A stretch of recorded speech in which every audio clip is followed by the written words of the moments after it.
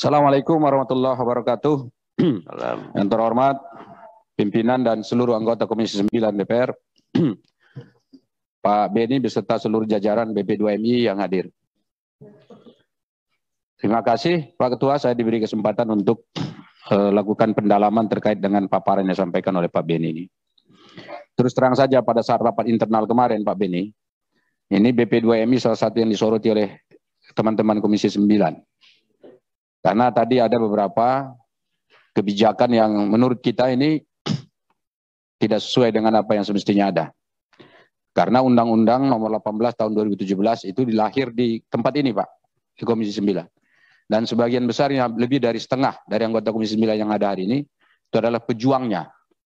Berjuang untuk melahirkan undang-undang ini, di mana kita tahu persis bahwa kelahiran undang-undang itu tidak mudah, karena ada konflik kepentingan juga di tingkat internal pemerintah pada waktu itu. Jadi karena itu ini alhamdulillah sudah ada undang-undangnya, karena itu kita harus taat.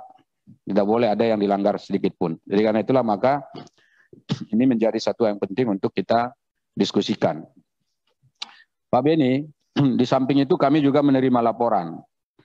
Banyak hal ya yang dilaporkan kepada kita terkait dengan apa yang sudah dilakukan oleh BP2MI ini.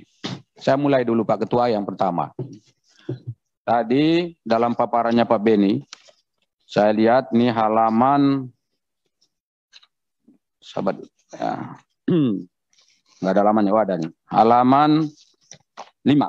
Ya. Pak Beni mengutip Undang-Undang Nomor 18 Tahun 2017, pasal 30. Di sana disebut bahwa pekerja migran Indonesia tidak dapat dibebankan biaya penempatan. Jelas ini. Kemudian ayat 2-nya ketentuan lebih lanjut mengenai biaya penempatan sebagaimana dimaksud ayat 1 diatur dengan peraturan Badan. Lalu disebutkan ada critical point di situ. Apa itu? Katanya adalah penjelasan bahwa pasal tersebut tidak ada kejelasan tentang kategori PMI yang dimaksud. Misalnya yang nggak jelas itu apa? PMI jenis jabatannya sektor apa? PMI negara tujuannya di mana?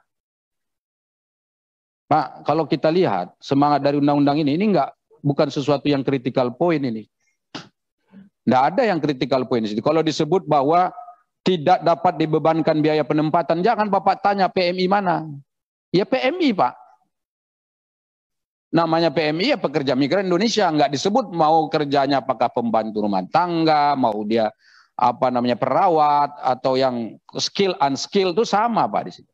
Mau dia ditempatkan di Malaysia, mau ditempatkan di Saudi Arabia, Timur Tengah, Korea, Jepang, kemana-mana, ya sama.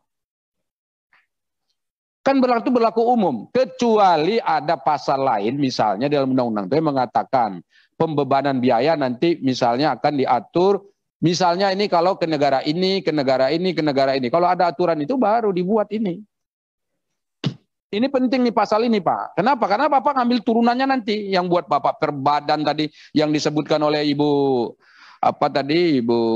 Kak Elva ya.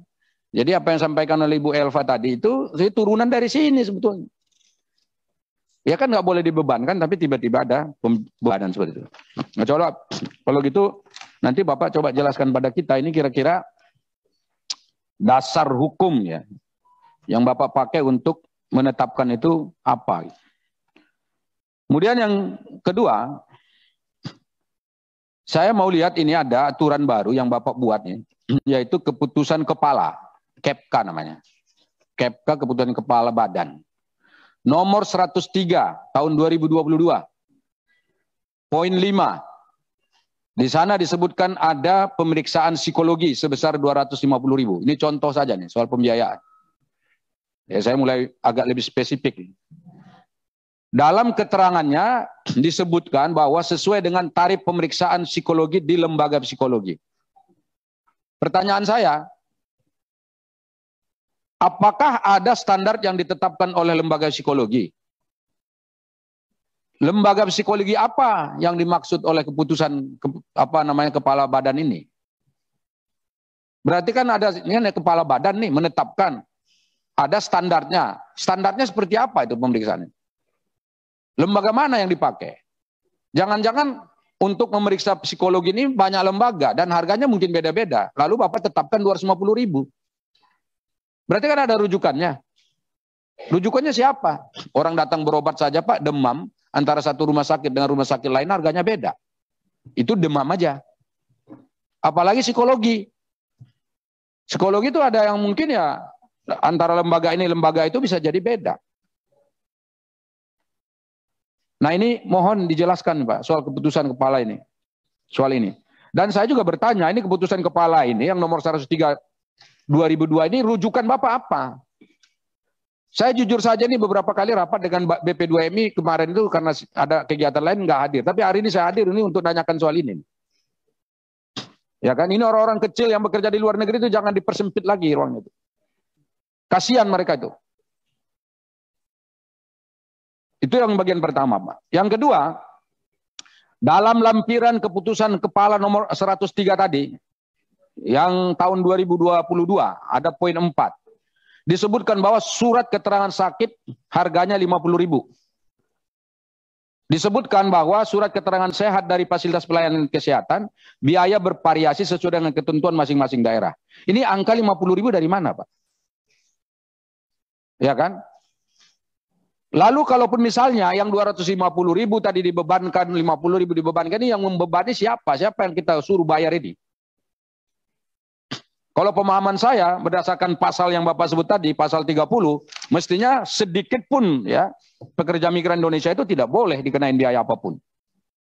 Itu. Nah, karena itulah maka saya melihat justru ini perlakuan yang terjadi ini tidak setara. Kenapa? Karena masing-masing daerah beda. Enggak setara juga. Sama dengan yang di atas tadi yang 250. Jangan-jangan masing-masing instansi pelaksana uji psikologi itu beda-beda juga. Ini juga begitu, masing-masing daerah katanya beda-beda. Tapi di Bapak buat standarnya 50.000. Ada apa ini, di mana ini letaknya? Kenapa mesti seperti itu? Kemudian, saya juga mau tahu bagaimana konsep dan cara Bapak membuat kesetaraan harga itu. Di masing-masing daerah yang nominalnya seperti yang disebutkan tadi. Kemudian di mana subsidinya? So terkait dengan ini. Nah kemudian ini pertanyaan yang mungkin tadi sudah ditanya oleh Kak Elva, yang cukup serius ini. Pak, itu asuransi tambahan yang Bapak sebut itu. Ini saya dengar itu dibentuk atas dasar apa sih sebetulnya? Saya dengar itu atas usulan dari Jasindo, Pak. Jasindo kurang lebih gini Ketua, kirim surat. Kirim surat, nanti tolong diklarifikasi ya. Tolong diklarifikasi, ini gunanya rapat ini.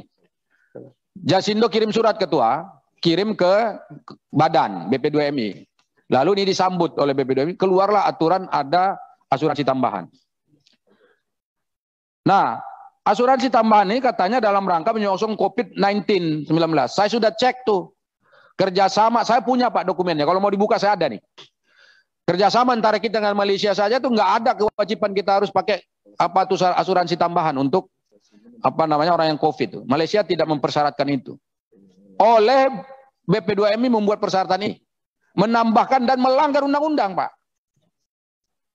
Di dalam Undang-Undang 18 itu tahun 2017 tentang pekerja migran, pelindungan pekerja migran Indonesia di luar negeri itu disebutkan bahwa asuransi atau katakanlah ya asuransi yang melindungi pekerja migran kita itu, Pak, itu hanya ditangani oleh BPJS. Jelas dan tegas ada namanya. BPJS. Dari kami kalau rapat di sini kami panggil BPJS, kami tanya, Pak, berapa sekarang sudah anggaran yang diperoleh dari TKI atau dari PMI kita? Berapa orang yang sudah terdaftar? Kita tanya, Pak. Sekarang Bapak buat lagi nih Jasindo. Ini melanggar. Andai kata misalnya mau ada tambahan coverage untuk asuransi ini, mestinya Bapak itu diskusinya dengan BPJS dulu. Ya kan ada BPJS tenaga kerja yang kita mau lihat seperti apa sebetulnya. Supaya apa? Supaya ini jadi kelihatan legalisasinya. Dan saya tahu bahwa coverage yang ada di BPJS tenaga kerja itu masih ada 4 ditambah 1 5 sekarang, Pak. Ya kan? Asuransi katakanlah itu dari coveragenya yang kematian, kecelakaan, ya, kematian, kecelakaan, hari tua, kemudian pensiun. Ditambah satu lagi sekarang yang terakhir kehilangan pekerjaan. Saya tidak tahu apakah itu sudah masuk di tempatnya Bapak atau belum, tapi itu ada 5 itu. Nah sekarang Bapak tambah COVID-19. Di tengah landainya persoalan COVID ini di beberapa negara, BP2MI naruh ini. Nah ini penting saya kira, ini tolong diperjelas. Kalau sesuatu yang melanggar undang-undang, itu harus dibatalkan demi hukum. Gitu Pak. Saya punya semua loh ini Pak, catatannya di sini banyak nih. Aturan-aturan ini semua ada di sini.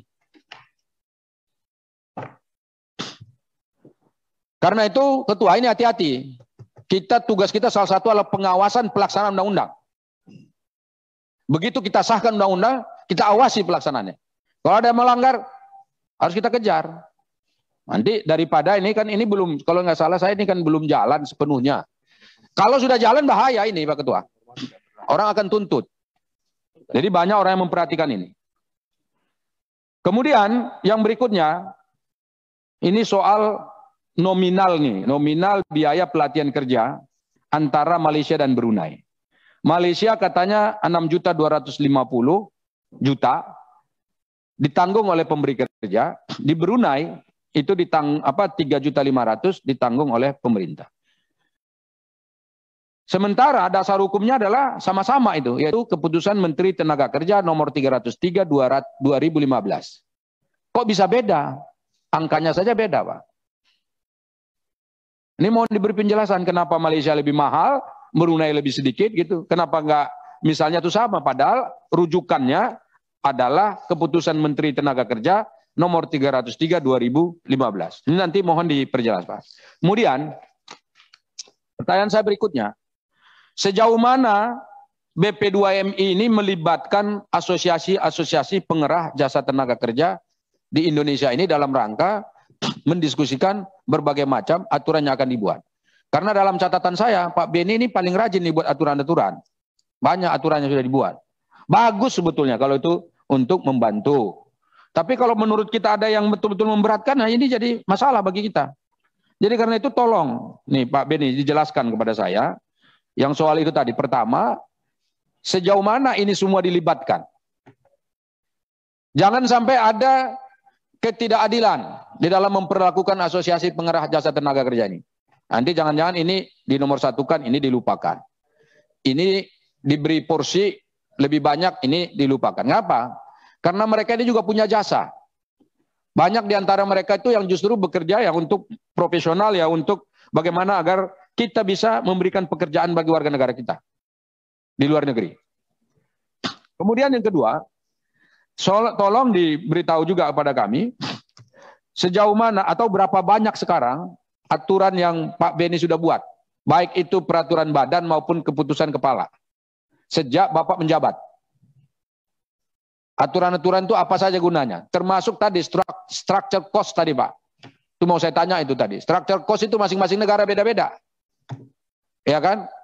Cost dari ini sekian, cost dari ini, memang betul yang akan memberikan biayanya itu adalah pemberi kerja.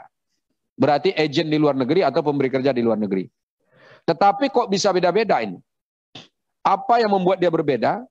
Apa dasar hukumnya masing-masing itu? Karena itu diatur oleh keputusan kepala.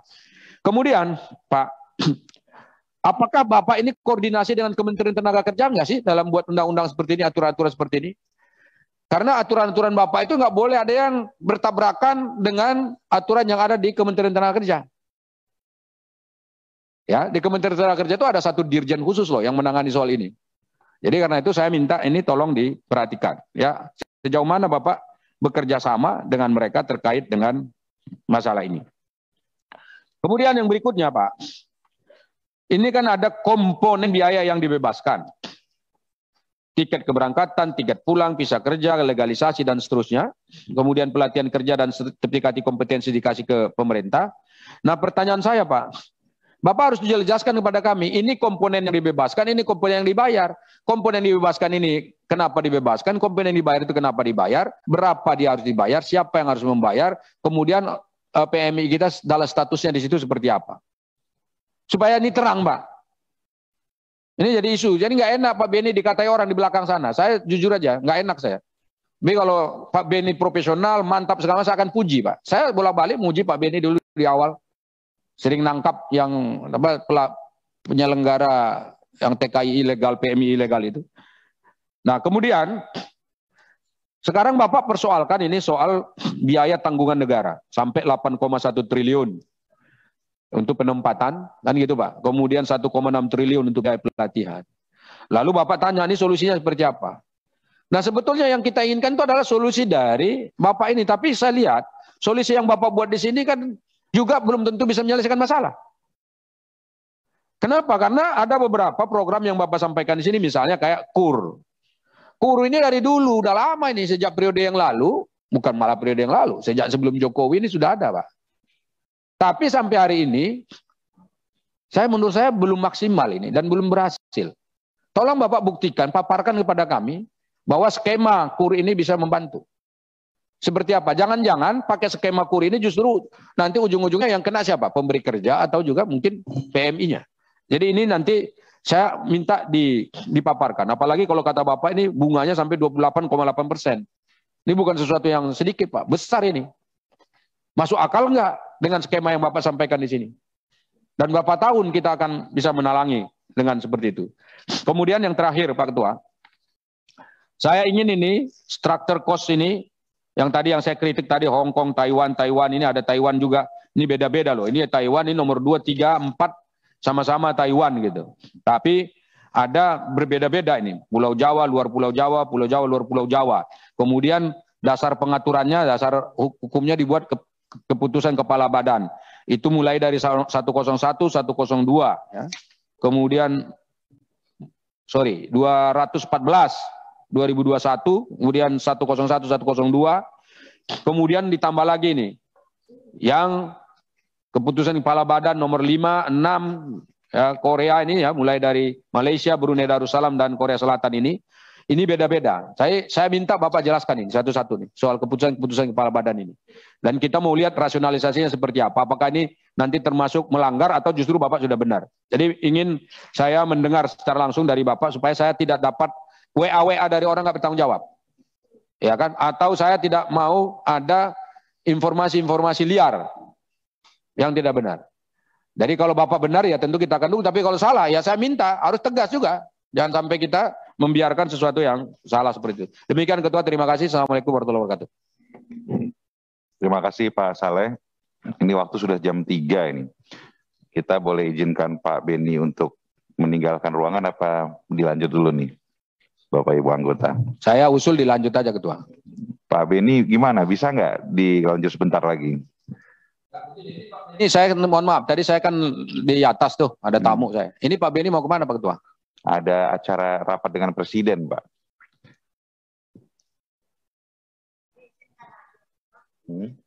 Nggak akan menyelesaikan masalah. Kalau gitu tutup aja rapatnya. Apa? Saya usul nih tutup aja rapat ini. Saya tidak mau kalau Pak Beni nggak ada di sini. Kita skors, kita lanjutkan di waktu lain ya, mungkin ya. Lebih baik begitu ya, karena ini tadi pertanyaan-pertanyaan dari Bu Elva dan Pak Saleh ini banyak sekali dan bagus-bagus ini, harus dijawab oleh Pak Kepala langsung.